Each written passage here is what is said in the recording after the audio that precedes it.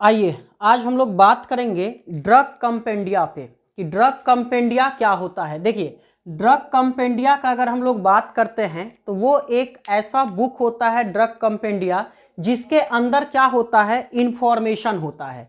अब इंफॉर्मेशन किसके बारे में होगा, तो ड्रग के ऊपर इंफॉर्मेशन होगा ना। ये इंफॉर्मेशन किसके ऊपर होगा, ड्रग के ऊपर इंफॉर्मेशन होगा।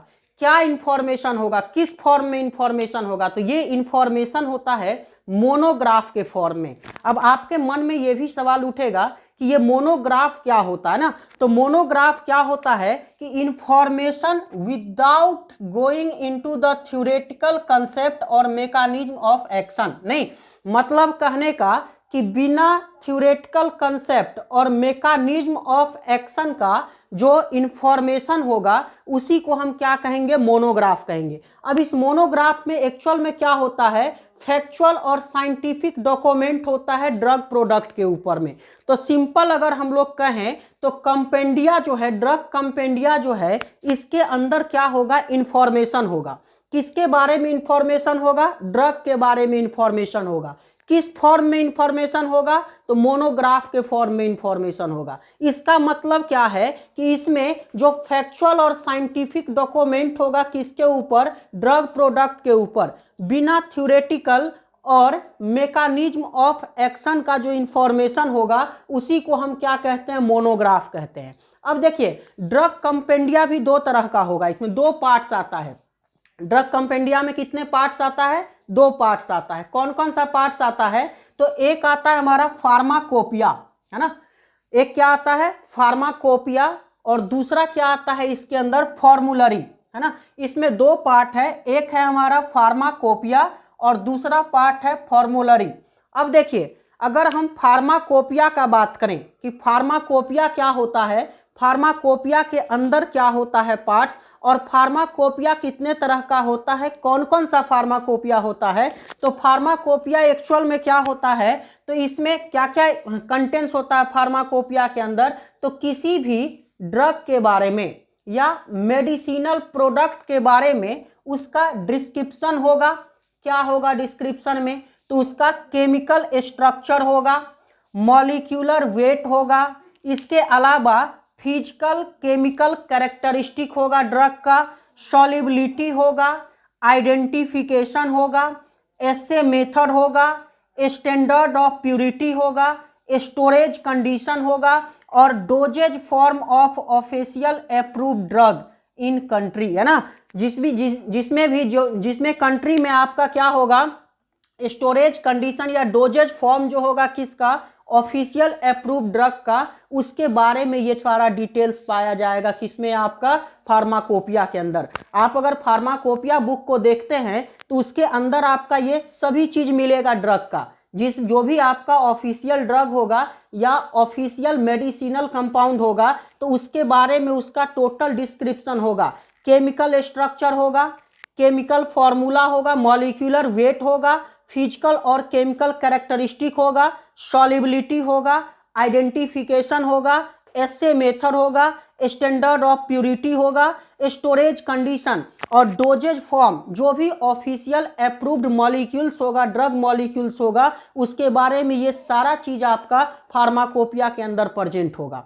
अब देखिए, फार्माकोपिया का यूज कहाँ पे होता है, तो जनरली फार्माकोपिया का यूज जो है या तो मैन्युफैक्चरर लोग करते हैं, जो मेडिसिन का मैन्युफैक्चरिंग करते हैं वहां पे फार्माकोपिया का यूज किया जाता है ना, या तो कह सकते हैं डाटा के लिए कि क्या इसका डाटा होना चाहिए, कितना डाटा होना चाहिए, कौन सा डाटा, ये टोटल डिस्क्रिप्शन जो हमने आपको बताया है, इसके बारे में जानकारी के लिए ये फार्माकोपिया का यूज एक तो मैन्युफैक्चरर लोग करते हैं, दूसरा जो आपका रेगुलेटरी अथॉरिटीज होगा, है ना, जो रेगुलेटरी अथॉरिटीज होगा ये यूज करेगा। इसका यूज डॉक्टर्स नहीं करते हैं, याद रखिएगा।